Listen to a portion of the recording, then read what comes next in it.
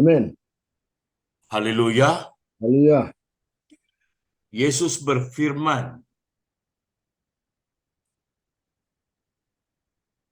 menyuruh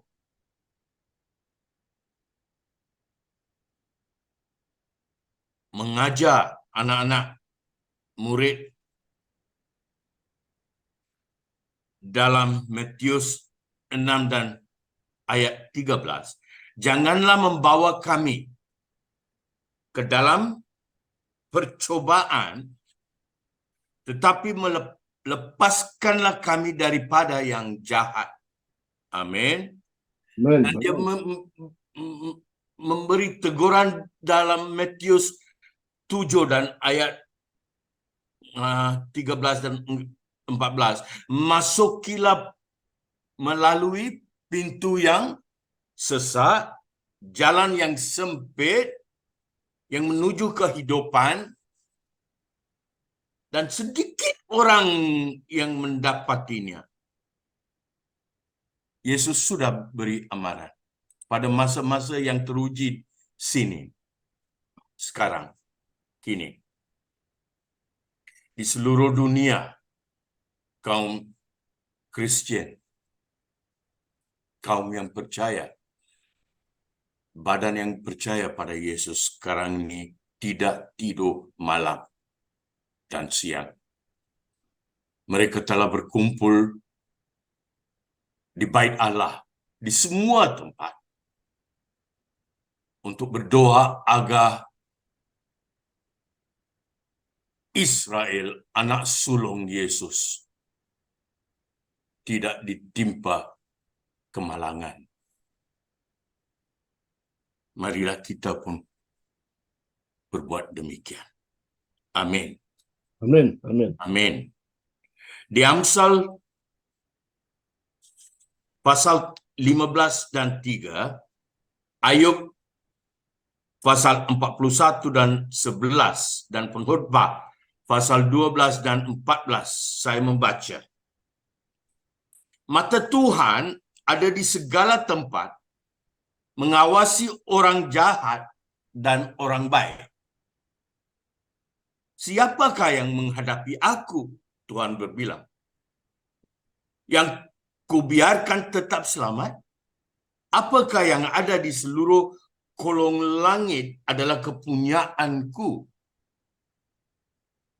Kerana Allah akan membawa setiap perbuatan ke pengadilan yang berlaku di atas segala sesuatu yang tersembunyi, entah itu baik, entah itu jahat.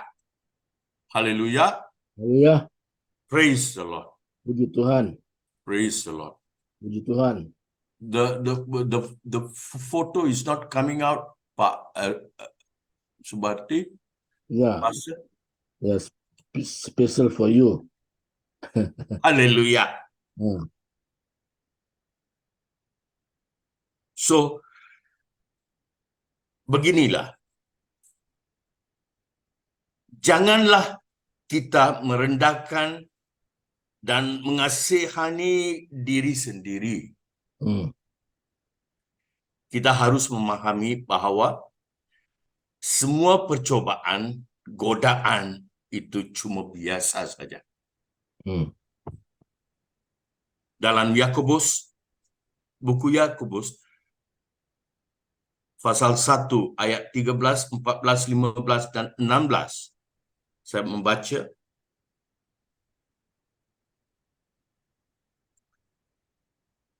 Apabila seorang dicobai, janganlah ia berkata, percobaan itu datang dari Allah. Sebab Allah tidak dapat dicobai oleh yang jahat. Amin. Dan ia sendiri tidak mencobai sesiapa pun. Haleluya. Haleluya. Tetapi tiap-tiap orang yang dicobai oleh keinginan dia sendiri. Pertama, kerana dia diseret dan dipikat, ditarik olehnya. Dan apabila keinginan itu telah dibuai, kedua, ia melahirkan dosa. Dan apabila dosa itu matang, ketiga ia melahirkan maut. Amin. Dalam minda kita, pikiran kita. Dan ayat ke-16. Saudara-saudara, ini amaran yang kasihi, janganlah sesat. Amin. Ingat apa tu? Percobaan itu dari situasi kami. Tidak. Sebelum itu, dilahirkan dalam minda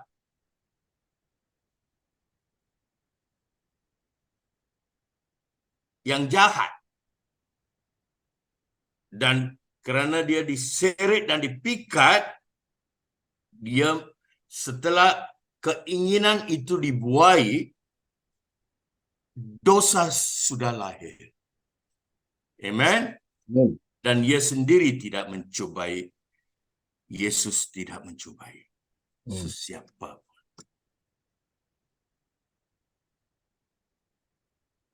Di sini firman Tuhan dalam Yakobus juga. Saudara-saudaraku, anggapilah sebagai satu kebahagiaan apabila kamu jatuh ke dalam berbagai-bagai percobaan. Janganlah kasihani diri sendiri. Oh, kenapa ini sudah jadi? Sebab kamu tahu bahwa ujian terhadap imanmu itu pertama menghasilkan ketekunan. Dan biarkanlah ketekunan itu memperolehi buah yang matang, supaya kedua kamu menjadi sempurna dan utuh, dan tak kekurangan suatu pun. Haleluya. Ya. Percobaan ini dalam hidup kami ini, kami cuba salahkan orang yang lain. Kami cuba minta Tuhan dengan tidak ada akal budi. Kenapa Tuhan ini jadi pada aku?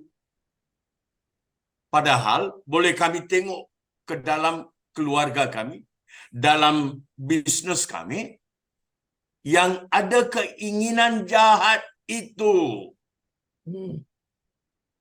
Saya hendak perolehi apa orang yang tidak boleh dapat. Saya hendak sukses ini lebih dari company yang orang lain punyai. Itu sudah, niat dia sudah tidak baik. Betul lah, hasil pun tidak baik. Bukan Tuhan yang mencobai. Selepas itu banyak, 99%, kadang-kadang 100% orang Kristen berbilang, kenapa Tuhan jadi macam ini? Macam Ayub di dalam Alkitab. Ayub yang tidak berdosa. Minta Tuhan, kenapa saya dilahirkan? Kebanyakan orang Kristen tidak mau berkhotbah tentang Ayub. Pasal dia tu susah sikit lah. Kita bilang.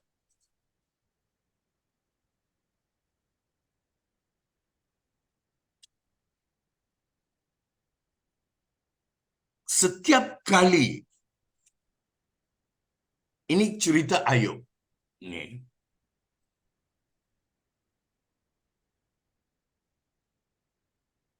Ayub dalam beberapa hari sudah ditimpa kemalangan malapetaka yang tidak boleh dianggapnya sebagai seorang yang tidak berdosa depan Tuhan.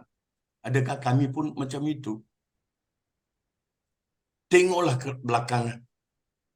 Adakah sesuatu yang tidak diingini yang kami buat dan tidak tahu?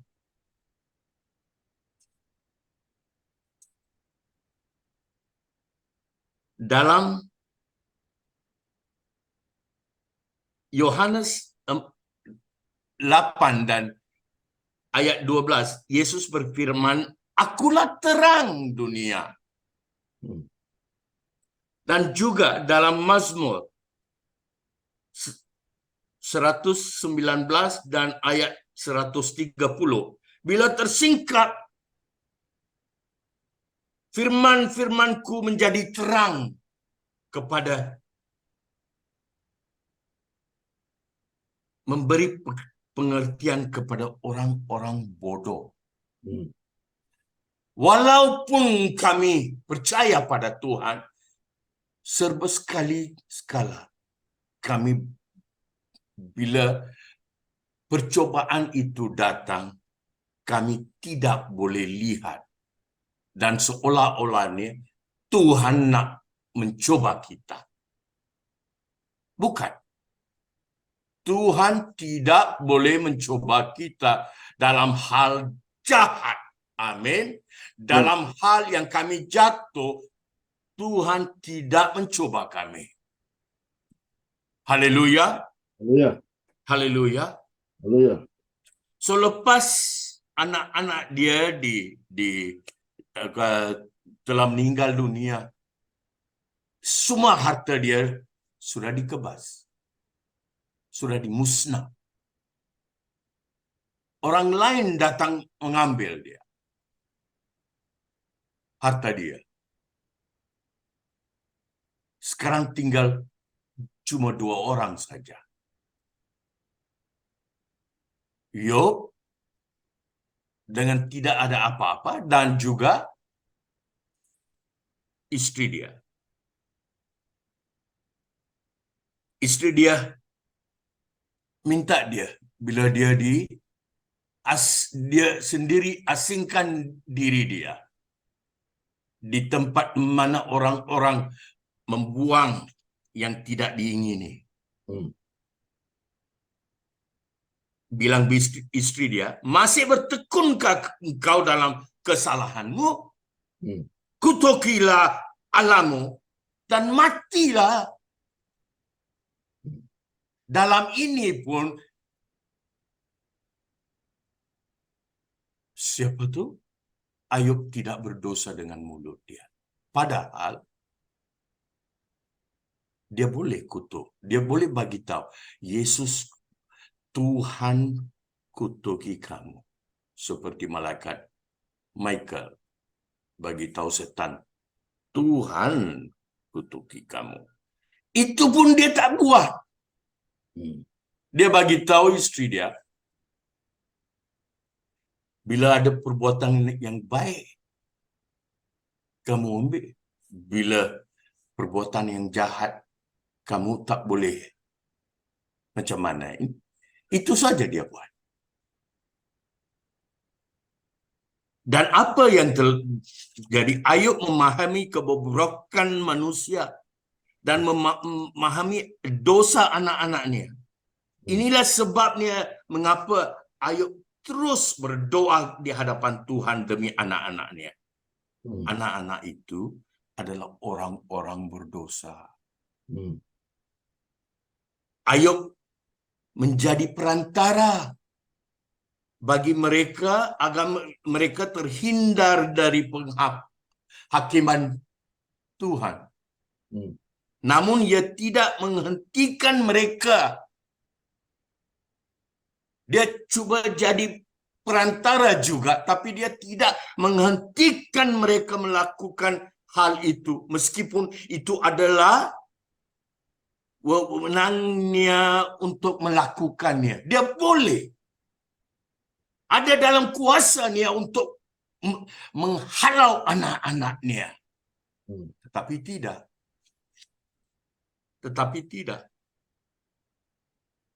Dia berkompromi dengan pendirian kasih sayang terhadap keluarganya dengan kasih sayang Yesus.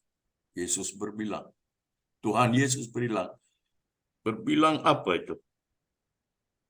Saya yang memberi berkat kepada kamu. Kamu telah meluaskan berkat itu kepada anak-anak yang tidak mau ikuti saya. Walaupun di dalam buku Yakobus disebut Ayub itu seorang nabi. Semasa itu dia tahu, tapi dia tak halang anak-anak. Masa kekuasaan kewangan itu ada pada dia, dia sudah serah kepada iblis yang ada pada anak-anak dan bini dia. Adakah kami buat macam itu? Semua itu kebaikan. Kami terlalu banyak orang tua yang mengidolakan anak-anak mereka. Mereka tidak dapat mengoreksi mereka atas apa yang sebenarnya mereka lakukan. Kasih sayang orang tua itu begitu membutakan hingga ketika anak-anak mereka mendapat masalah, dia lari. Walaupun itu bukan kehendak Tuhan, dia lari dan cuba menolong anak-anak dan istri-istri dan saudara-saudara. Untuk dapat nama apa itu? Ini kewajiban orang tua pada anak-anak. Ini kewajiban orang tua kepada bapak dan ibu yang tidak suka pada Yesus. Walaupun dia tidak berdosa depan Tuhan, tetapi dia berdosa tentang kasih sayang dia. Dia hendak, dia mau anak-anak dia yang macam iblis dan juga mau pertolongan Tuhan Yesus. Ini tak mungkin. Ini tak mungkin. Bila mereka mendapat masalah, mereka sering menyalahkan orang lain, situasi lain. Anak saya tu okey. Dia bilang, tapi kawan-kawan dia lah yang bawa dia ke sana. Membuat perbuatan keji. Dia tidak boleh menasihati anak. Kalau kamu tidak mau, ini dalam kuasa aku. Kalau kamu tidak mau, ini percobaan dari iblis. Kalau kamu tidak mau ikuti saya akan keluar dari rumah. Ataupun kamu keluar dari rumah. Masa itu Tuhan akan menolong kamu dan saya. Ini tidak. Kasih sayang anak. Masih nak. Anak suruh bapa diam. Saya yang bertanggung di rumah ini. Diam kamu. Kenapa tak bagi rumah itu jadi kepunyaan kami? Wah, anak-anak bilang. Anak jantan dan juga laki-laki dan juga perempuan. Inilah kesalahan Ayub. Banyak pengorban tidak mau cerita pasal hal ini. Kesayangan mereka dikompromi. Anak-anak dulu. Dan juga Tuhan. Apa-apa. Saya seorang percaya pada Tuhan Yesus. Perbuatan dan kegiatan kamu terhadap keluarga kamu, kami boleh tengok. Yesus suruh, apa itu? Masuklah melalui pintu yang sesak. Tanah. Dia mau masuki pintu yang lebar. Dan masih kata, saya orang imam, saya doa pada Yesus Kristus saja. Bukan. Bukan macam itu.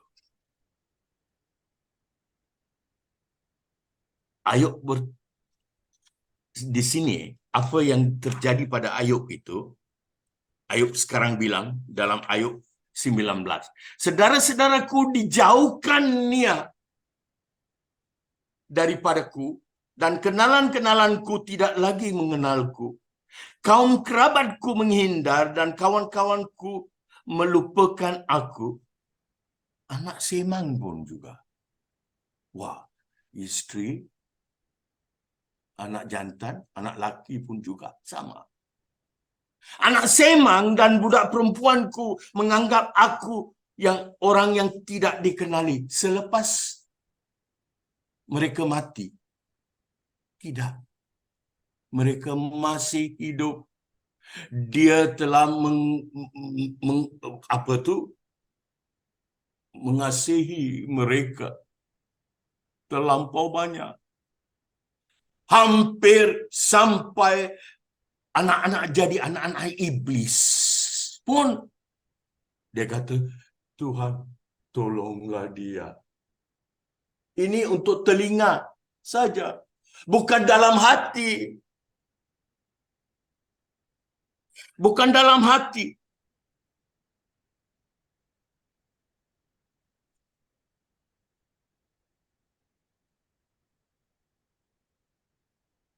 Anak semang dan budak perempuanku menganggap aku orang tidak dikenal.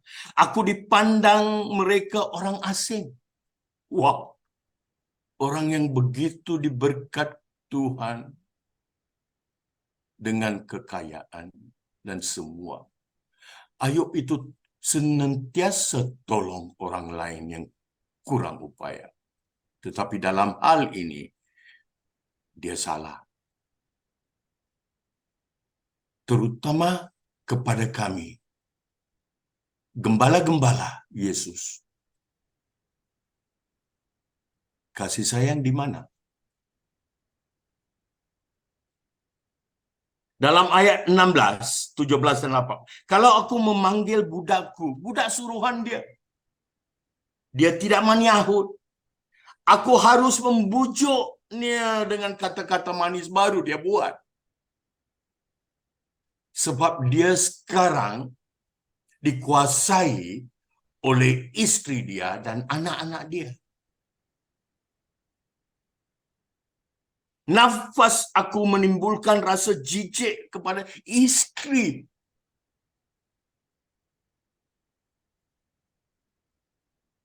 Dan bauku memualkan saudara-saudara sekandungku. Dia ada saudara. Bahkan anak-anak kanak-kanak pun menghinaku. Kalau aku mau berdiri, mereka mengejek aku, duduk diam. Sekarang kami yang punya semua kekayaan. Di sinilah dia telah membuat kesilapan. Kesilapan itu besar. Setelah kejadian malapetaka itu yang ditimpa keluarga Ayub, istrinya pun bilang macam itu juga. Mana Tuhan kamu?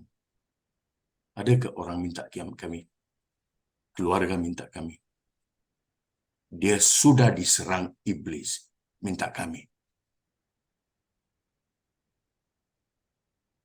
Maka jawab Tuhan pada Ayub, apakah si pengecam hendak membantah dengan yang maha kuasa? Hendaklah yang mencela Allah menjawab. Dia minta Tuhan, kenapa saya dilahir? Kenapa malapetaka ini? Kalau tidak dilahir lagi bagus. Wow. Ini maka dalam dari badai Tuhan menjawab Ayub, bersiaplah engkau sebagai laki-laki. Aku akan tanyai engkau dan engkau memberitahu aku. Apakah engkau hendak tiadakan pengadilanku? Mempersalahkan aku supaya engkau dapat membenarkan dirimu? Oh, gembala Tuhan, walaupun nabi, walaupun rasul, walaupun gembala, walaupun pemberita Injil baik, walaupun dia pengajar Injil, dalam 100 semua dibilang di Tesalonika, semua akan jatuh. Pasal kasih sayang mereka terhadap keluarga, dan semua itu lebih ataupun sama rata dengan kasih sayang mereka terhadap Tuhan Yesus. Yesus berkata apa itu? Akulah jalan, akulah kebenaran, akulah hidup. Yang aku bagi pada kamu akan itu. Yang aku bagi rezeki itu berkat kamu. Kita tidak nak. Mari kita. Keadaan kami.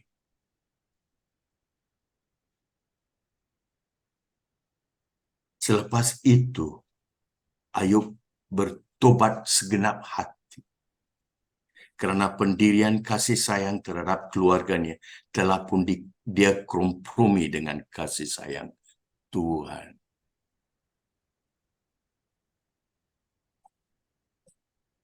Dalam Ayub pasal 42 dan 6. Oleh sebab itu aku mencabut perkataanku, tarik balik perkataanku. Dan dengan menyesal aku duduk dalam debu dan abu. Tuhan, maafkan kami.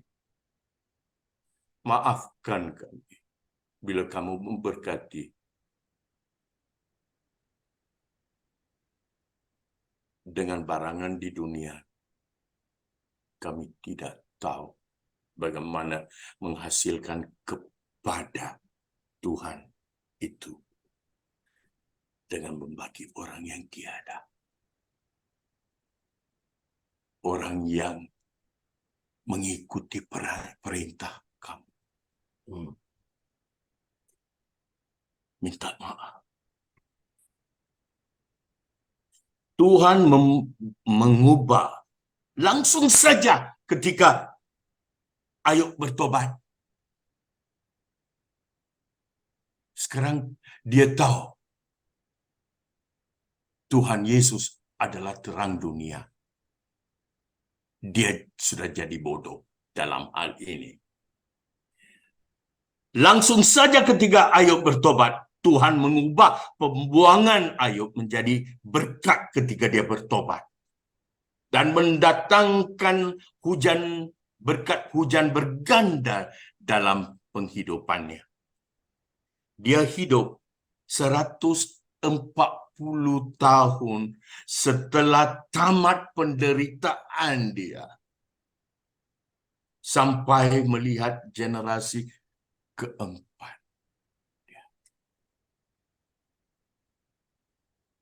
Marilah kita panjatkan doa seukuran Tuhan. Untuk anak, pasangan, saudara, orang-orang terkasih kami. Bukan sekadar doa penghibur keinginan telinga. Seperti ya Tuhan, jagalah mereka dan sejahterakanlah mereka. Padahal kami tahu dia orang tidak mengikuti Yesus. Ini adalah doa munafik. The hypocrite Christian's prayer. Let us turn Mari kita berubah sekali lagi. Minta bertobat pada Yesus. Marilah sebaliknya, mari kita dengan berani menguduskan keluarga kami. Dengan berkata, ya Tuhan, ambillah anak-anak, pasangan, saudara kandung, dan orang-orang terkasih kami, dan gunakanlah mereka sesuai keinginan-Mu, ya Tuhan. Semoga kami bersedia menawarkan mereka ke layanan Anda dengan tulus hati. Tidak mau. Tapi Tuhan suruh kami berdoa begini. Mintalah Tuhan kita untuk membuat anak-anak, pasangan, saudara, orang-orang cinta kalian mengasihi dan menghargai Yesus di atas segalanya, agar kita hidup, agar hidup mereka, anak-anak kita dan semua yang kami cintai, menjadi perkorbanan hidup bagi Tuhan, a living sacrifice unto God. Pastor. Iya, persembahan Tuhan. Can you take a prayer? Oke. Ya, kita doa. Terima kasih Tuhan, hari ini kami sudah mendengarkan firman-Mu, yang mana firman mengajar kami supaya kami mendisiplin keluarga kami, supaya keluarga kami benar-benar hidup sesuai dengan firman-Mu. Biarlah kami mengintrospeksi diri kami. Kami tidak hanya memperkatakan kepada orang lain, tapi kami sendiri juga introspeksi bagaimana kami hidup di hadapan Tuhan. Dan kami juga mau menggunakan apa yang Tuhan beri. Kami gunakan kepada orang yang membutuhkan Tuhan. Terima kasih hari ini hamba-Mu sudah menyampaikan kebenaran firman-Mu. Dan kami belajar untuk tidak menyalahkan orang lain. Kami melihat ke dalam bagaimana kami memimpin keluarga kami benar di hadapan Tuhan.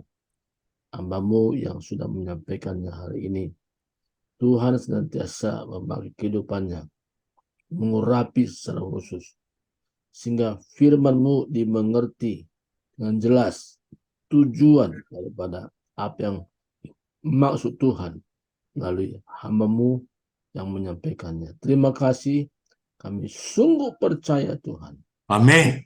Semuanya ini tidak kebetulan, tapi Engkau Amin. karena kami Tuhan, Amin. benar-benar hidup benar di hadapan-Mu. Utakarase. Terima kasih Tuhan, terpuji nama-Mu. Saya percaya Tuhan untuk selanjutnya, saya belajar Tuhan untuk mendisiplin diri kami, anak-anak kami, dan juga Tuhan, kami menyampaikannya kepada orang lain berdasarkan apa yang kami lakukan seturut dengan firman-Mu. Terima kasih Tuhan. Puji nama-Mu hari ini sampai selama-lamanya. Kami sudah diberkati oleh Tuhan pada saat pagi ini. Di dalam nama Yesus Kristus kami sudah berdoa bersyukur. Haleluya.